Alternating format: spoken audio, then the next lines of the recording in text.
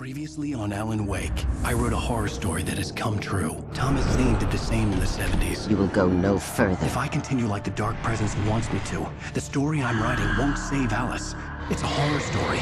No one will survive. You knew Zane! Thomas Zane! You're the Lady of the Light in the song! He left something behind to help me. The clicker. Alan thought of this as he stood on the rim of Cauldron Lake, the clicker in his hand. He took a deep breath and jumped. I can get to her now. I can finish this.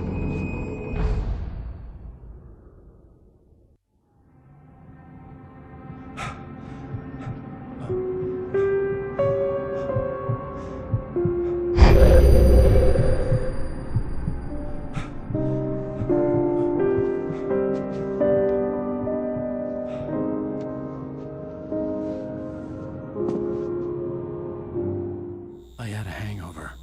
My head was about to explode and the light hurt my eyes. I needed my sunglasses and painkillers to dull the pain.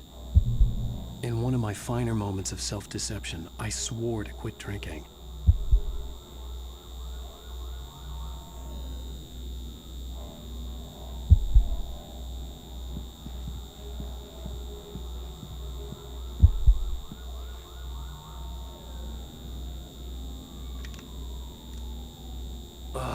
The sunglasses made the world look bearable.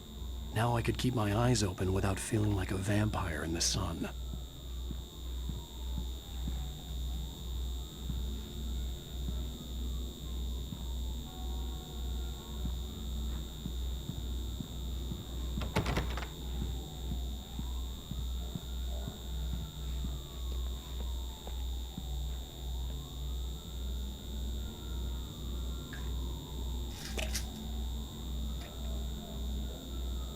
The pills worked fast.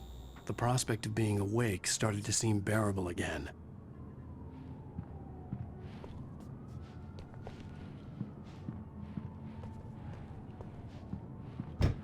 There was a message waiting for me on the machine.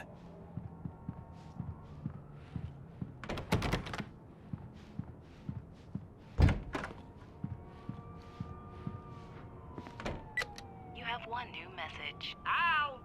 Are you still asleep? Wakey, wakey! You should have your show on your TiVo. If Alice wasn't too mad to record it.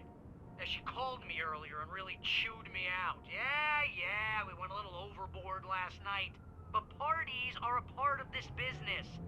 Al, look, I'm saying this as your friend. She's not doing your career any favors by trying to run your life like that, okay? I'll talk to you later, Al. Watch the show!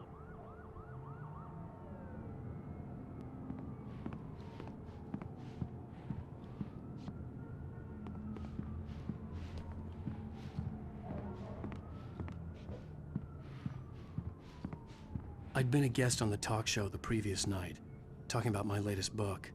The show was supposed to be waiting for me on our TiVo.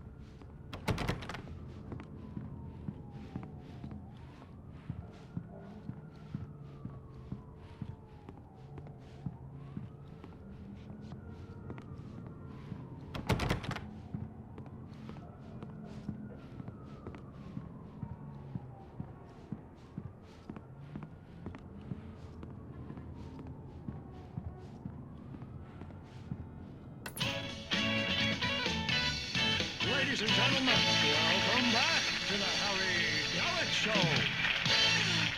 Thank you, everybody. We have a great show tonight. I've been talking with the best-selling author Alan Wake about his new book, The Sudden Stop. Yeah, good read. Go buy it. No, it is a good read. Look, I'm gonna be honest here. Is that wise? No, but I'm gonna do it anyway. I got people who give me the lowdown on books. I'm a busy guy.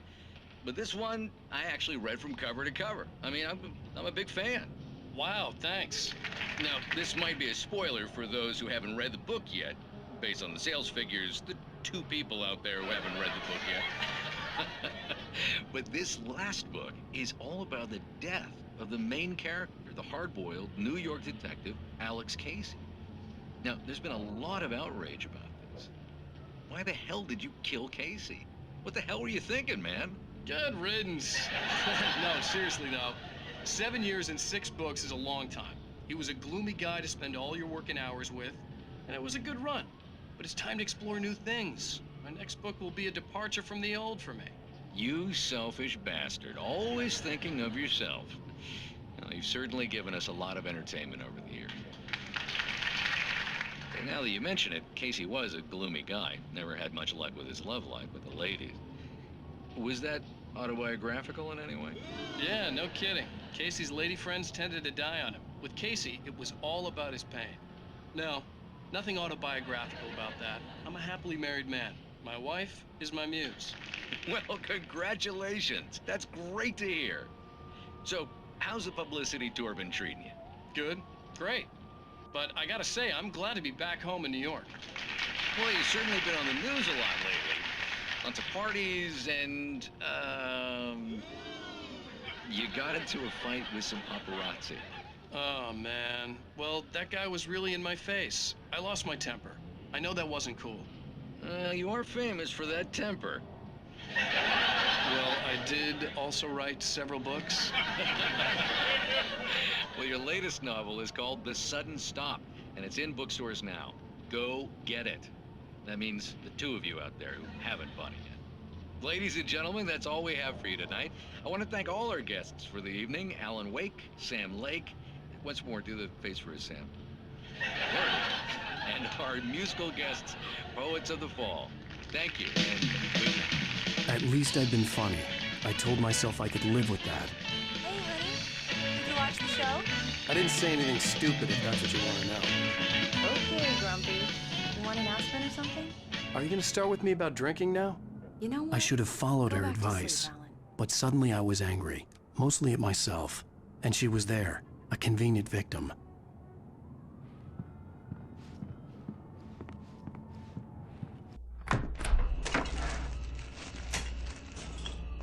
What? Now you can't even talk to me? Well, this morning I was angry because you said you'd be home at midnight and you showed up at 7 a.m. and passed out in mid-sentence. Now I'm over it. Are you angry? This goddamn tour. It's gotten out of hand. Oh, honey. It's almost over, right? We can get back to normal. Then you can start writing again. I'm sorry, honey. Alan, you're not thinking straight. Just take a shower and go back to bed, huh? Yeah, you're right, honey. I'm sorry. Once this is over, let's go away together. A vacation. Just you and me. Some peace and quiet.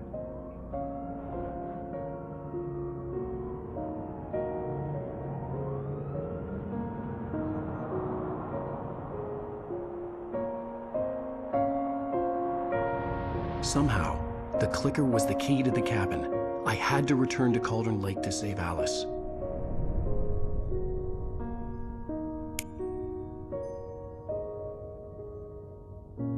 I'm going back to the lake to finish this.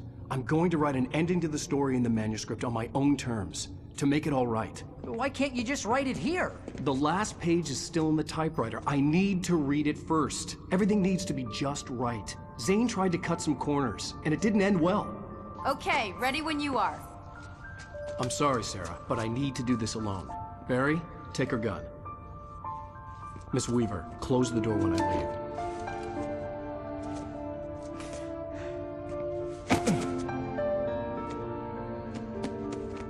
Good luck, Al. See you later.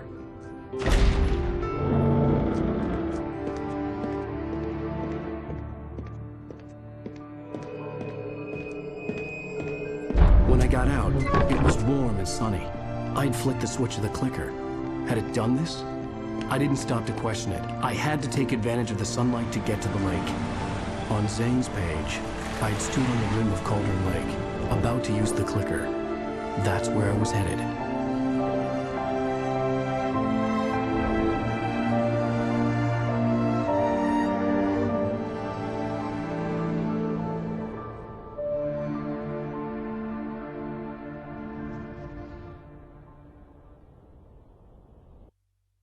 Alone, in daylight, surrounded by the beauty of the Pacific Northwest landscape.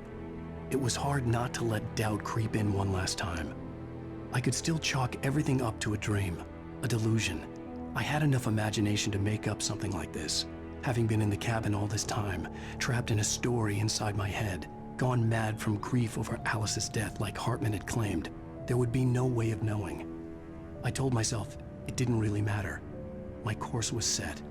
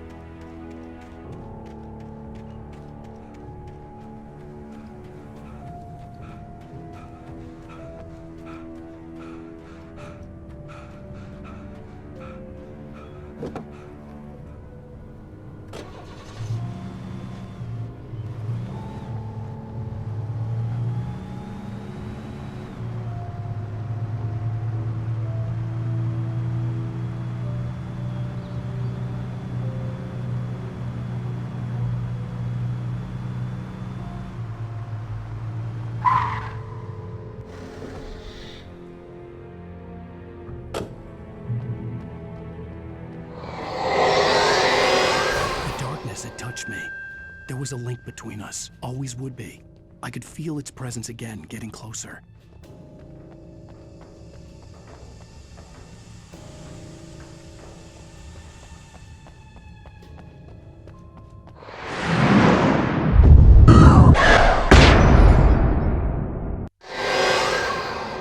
I will kill your wife.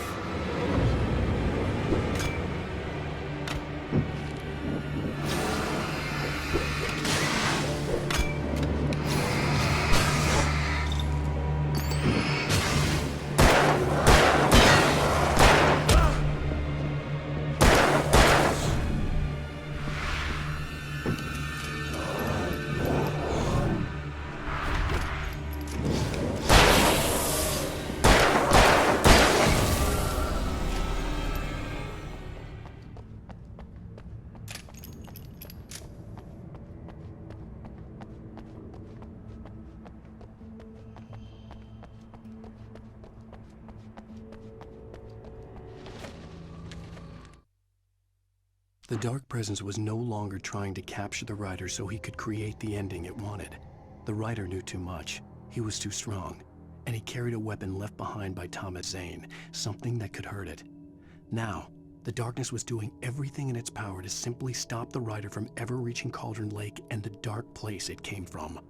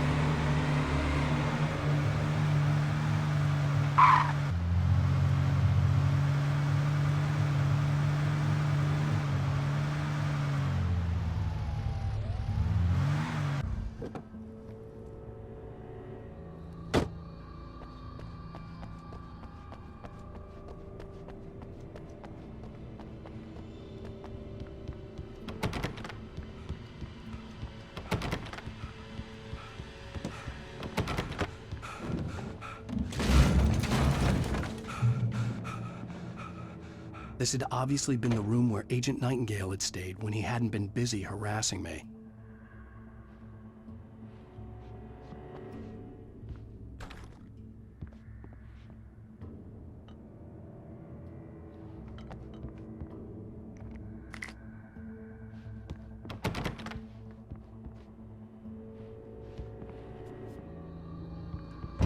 Look after yourself and your co-workers! Could have fooled me now.